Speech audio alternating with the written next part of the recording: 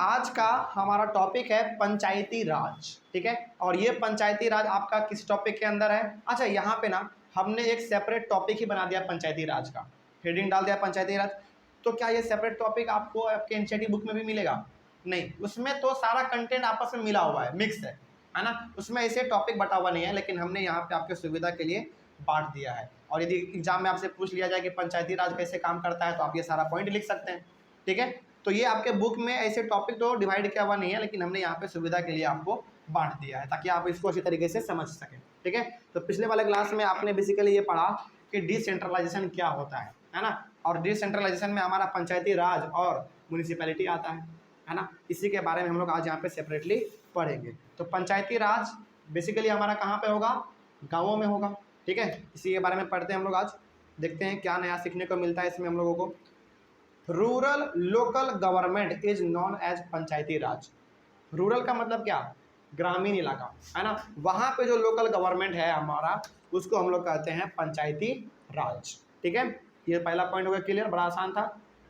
उसके बाद each village or a group of villages has a gram panchayat. देखो यहाँ पे ना अब यही चीज़ आपको समझते हुए चलना है। ठीक है, इनकी एकदम शुरू से समझते हुए चलिए एडवांस तक। ठीक है, हर एक गांव या फिर कुछ गांव के ग्रुप्स के पास क्या होता है? अपना खुद का ग्राम पंचायत होता है। अब आपके मन में सवाल आ रहा होगा कि सर ये ग्राम पंचायत क्या होता है कि नहीं?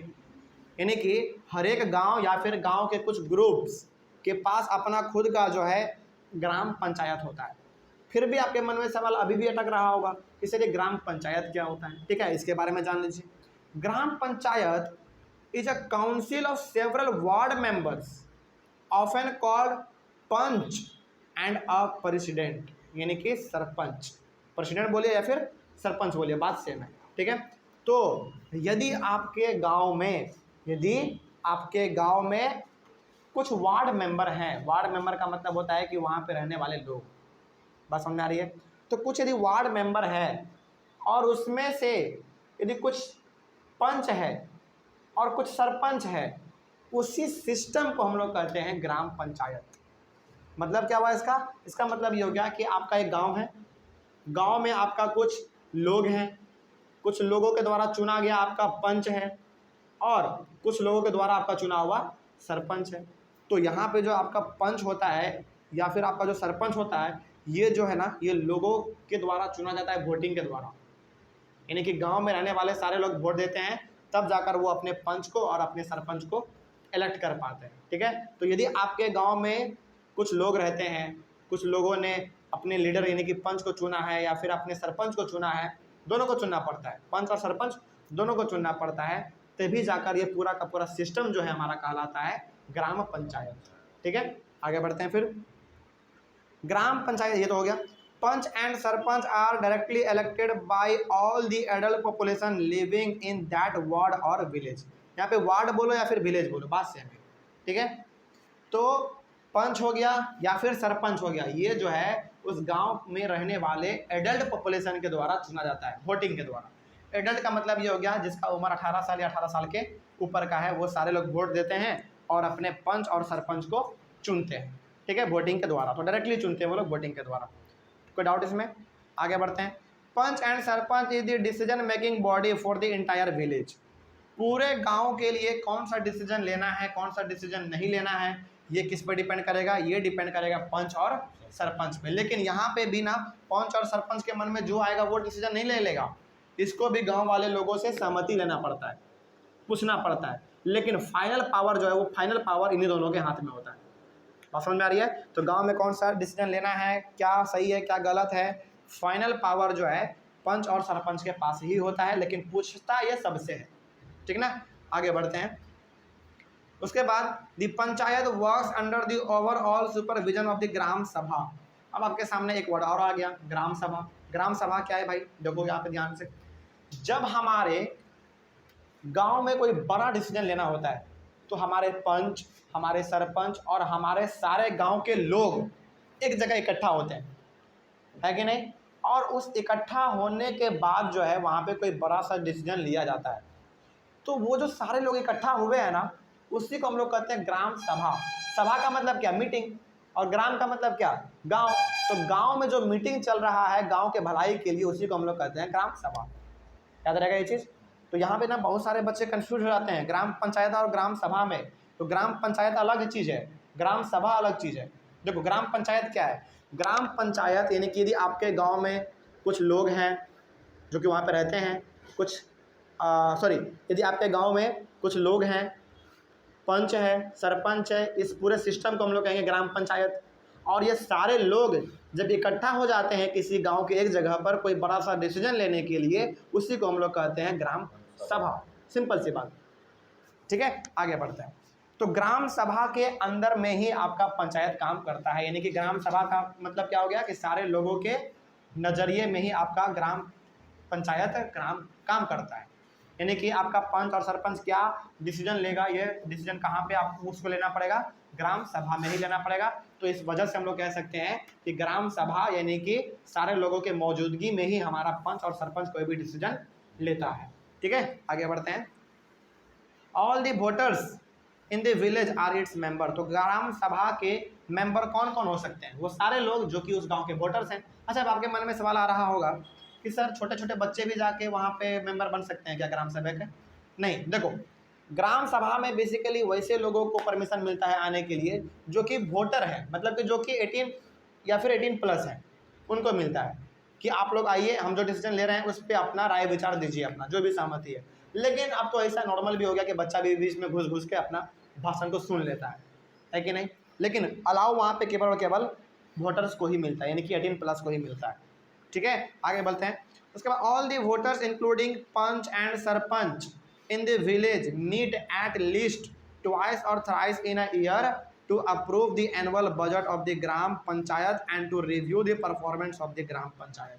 मतलब कि जितने भी आपके गांव के वोटर्स हैं और पूरे वोटर्स और आपके पंच और सरपंच जो है, सारे लोग मतलब गांव के एक जगह पे मिलते हैं साल में कम से कम 2 से 3 बार। क्यों मिलते हैं भाई? इसलिए मिलते हैं ताकि अगला डिसीजन अपने गांव के भलाई के लिए क्या लिया जाए इसके बारे में बात कर सके, है ना।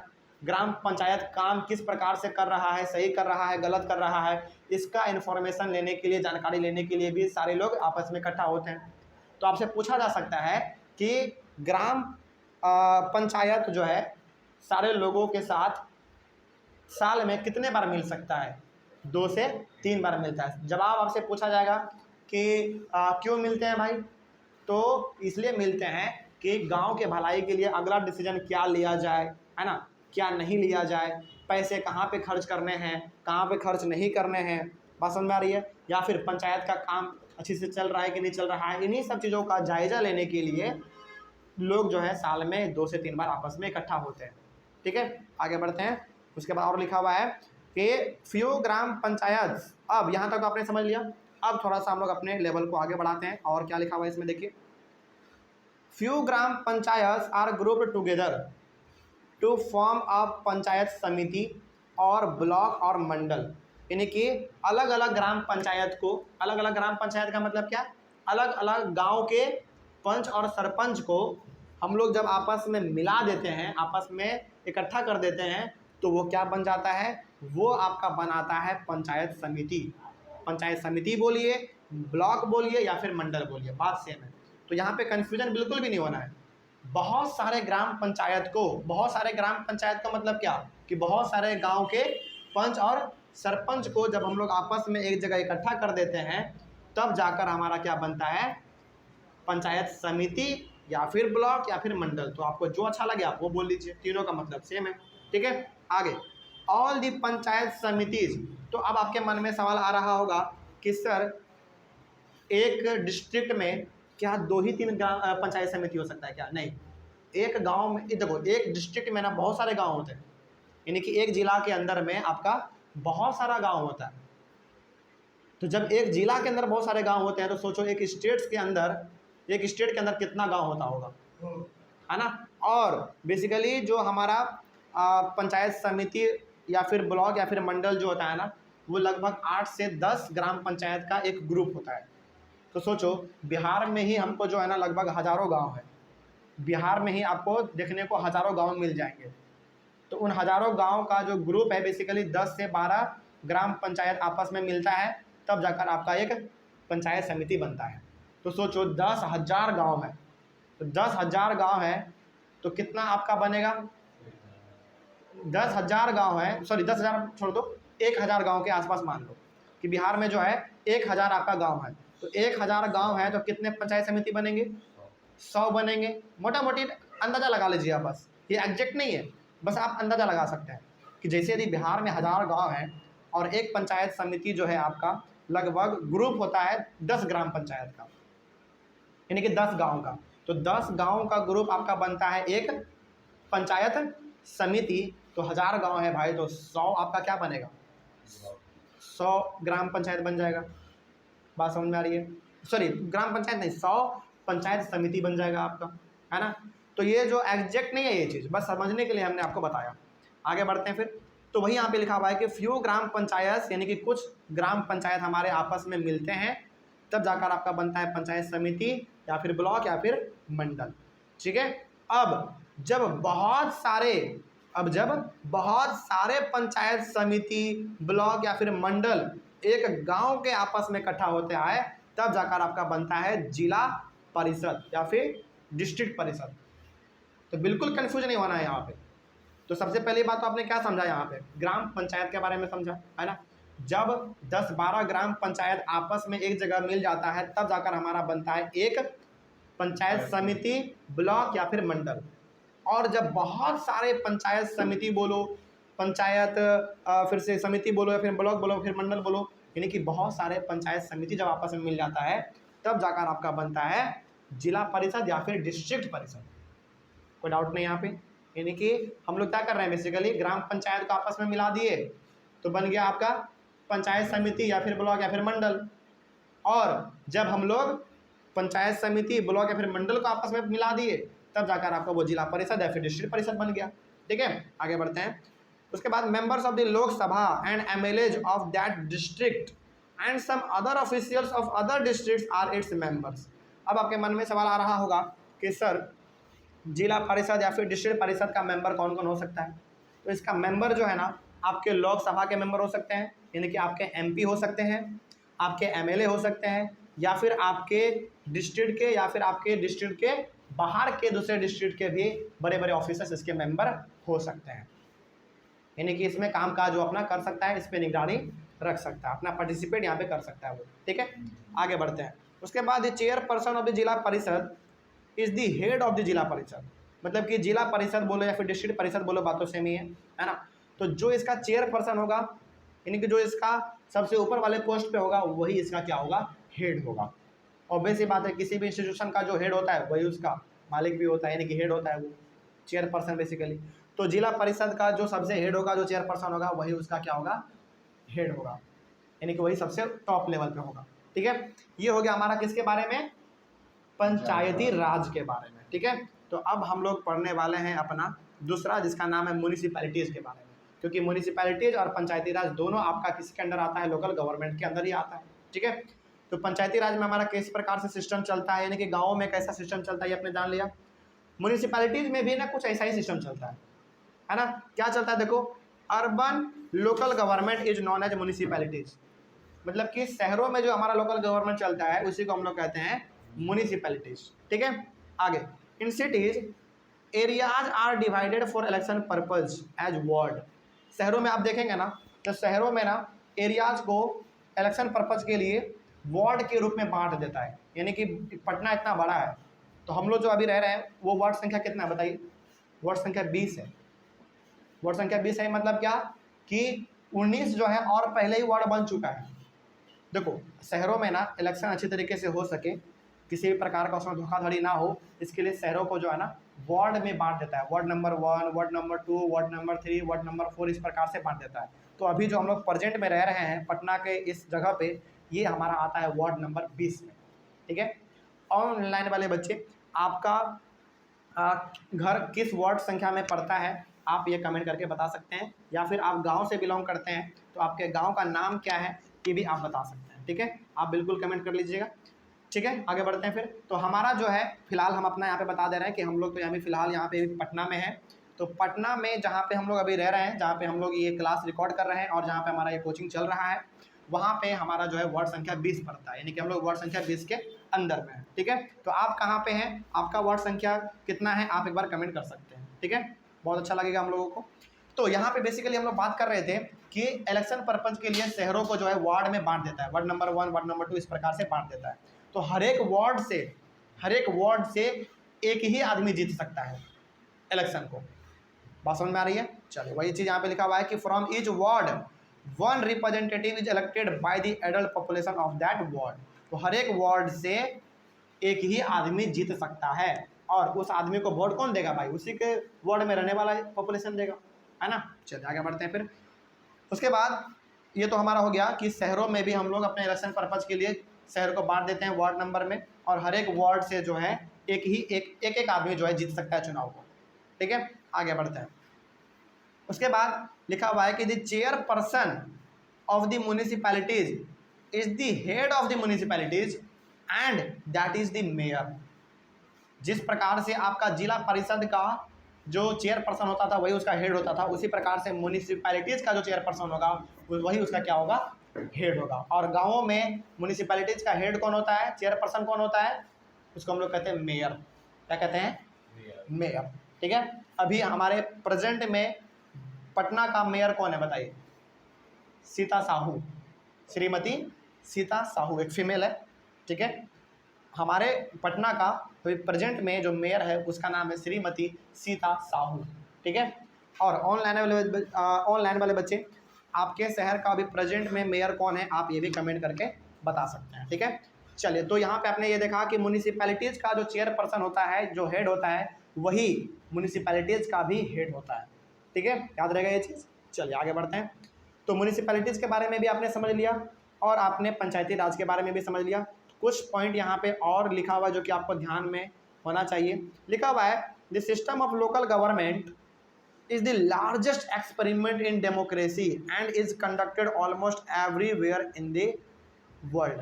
देखो, आज भी हम ऐसा कहना चाहेंगे, आज भी हमारे वर्ल्ड में ऐसे बहुत सारे कंट्री हैं जो कि थर्ड लेवल ऑफ गवर्नमेंट को फॉलो नहीं करते हैं, लेकिन बहुत सारे कंट्री ऐसे भी हैं जो कि थर्ड लेवल ऑफ गवर्नमेंट को फॉलो करते हैं।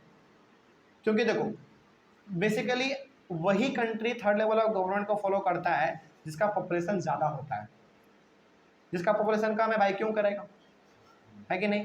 जैसे भारत को बहुत ज़रूरी है, कि यहाँ पे लोकल गवर्नमेंट होना चाहिए, और है भी, है कि नहीं? तो डेमोक्रेसी हमारा अच्छी तरीके से चल सके, लोकतंत्र हमारा अच्छी तरीके से चल सके, काम कर सके, इसके लिए ज़रूरी है कि थर्ड लेवल ऑफ गवर्नमेंट यानी कि लोकल गवर्नमेंट का होना चाहिए। ठीक है, आगे बढ़ते हैं। अच्छा, एक नंबर में यदि आपसे सवाल पूछ ले कि लोकल गवर्नमेंट यानी कि थर्ड लेवल ऑफ गवर्नमेंट होना चाहिए कि नहीं होना चाहिए, ये किस पे डिपेंड करेगा, आप क्या बताएंगे? ये डिपेंड करेगा वहाँ के पॉपुलेशन पे। पॉपुलेशन ज़्यादा है तो थर्ड लेवल ऑफ गवर्नमेंट ला दो। थर्ड लेवल ऑफ गवर्नमेंट लाने से ये होगा कि आधा से ज़्यादा लोग जो गाँव में रहते हैं उसका समस्या वहीं पर निपट जाएगा। ठीक है, आगे बढ़ते हैं फिर। उसके बाद लिखा हुआ है कि there are now about 36 lakh elected representative in the panchayat and municipalities all over the country. ये बात केवल और केवल हमारे भारत का हो रहा है। सोचो, हमारे भारत में, भारत का छोड़ दो, हमारे बिहार में ही केवल देखो, बिहार में हजारों गांव हैं, हजारों गांव है भाई, तो हजारों सरपंच होंगे, हजारों हमारे फिर से सरपंच होंगे, पंच होंगे कि नहीं? और केवल ये बिहार का बात है।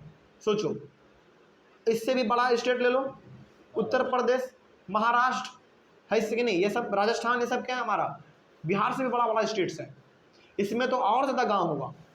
तो हमारे भारत में केवल और केवल भारत में जो है 36 लाख रिप्रेजेंटेटिव यानी कि इलेक्टेड रिप्रेजेंटेटिव काम कर रहे हैं। किस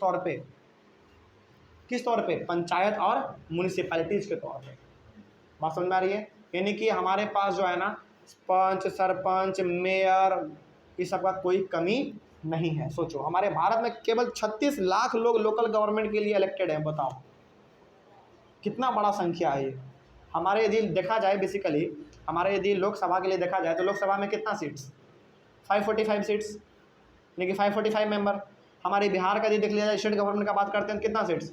245 सीट्स। बिहार में कितना सीट्स है, 245 सीट्स हैं एमएलए के लिए। लेकिन लोकल गवर्नमेंट का पूरे भारत को यदि हम लोग बात करें तो 36 लाख है, यानी कि 36 लाख लोग ऐसे हैं जो कि लोकल गवर्नमेंट में इलेक्टेड हैं, या तो पंच है, या तो सरपंच है, या तो मेयर है। आगे बढ़ते हैं फिर। This number is bigger than the population of many countries in the world. सोचो ये जो नंबर है 36 लाख, ये 36 लाख बहुत सारे कंट्री का पॉपुलेशन है टोटल, सोचो। और यहाँ पे 36 लाख केवल लोकल गवर्नमेंट में लगा हुआ है लोग, बात समझ रहे हो, ये बहुत बड़ा संख्या है। और इसीलिए कहा जाता है ना भारत को इसीलिए कहा जाता है कि दुनिया का बेस्ट डेमोक्रेसी का यदि कहीं पर फॉर्म है तो वो भारत में है। सोचो किसी कंट्री का 36 लाख पॉपुलेशन होता है और यहाँ पे 36 लाख जो है ना लोग केवल और केवल इलेक्टेड है लोकल गवर्नमेंट में ही। लोकसभा का बात अलग है, स्टेट असेंबली का बात अलग है, टोटल पॉपुलेशन का बात अलग है, तो ये बहुत बड़ी बात है। ठीक है, तो यहाँ पे आई होप आप लोगों को पूरी तरीके से समझ में आ गया होगा। कोई डाउट इसमें, इस चैप्टर में ही कोई डाउट नहीं ना? चलिए, तो ऑनलाइन वाले बच्चे यहाँ पे हम लोगों ने पूरी तरीके से अपना जो चैप्टर नंबर 2 था वो हम लोगों ने ख़त्म कर लिया है। और इस चैप्टर को लेकर आपके मन में कहीं पर भी किसी प्रकार का कोई डाउट रहा होगा, कन्फ्यूजन रहा होगा, तो पहले बात तो आप एक बार वीडियो को पॉज करके उसको दोबारा समझिएगा, उसके ऊपर विचार कीजिएगा, तो आपको समझ में आ जाएगा। नहीं भी समझ में आए, थोड़ा बहुत कहीं पर डाउट हो जाए, आप अटक जाएँ कहीं पर, तो आप एक बार कमेंट कर लीजिएगा। ठीक है, चलिए मिलते हैं फिर हम लोग अपने अगले वाले क्लास में एक नए चैप्टर के साथ। तब तक के लिए thank you very much and have a nice day.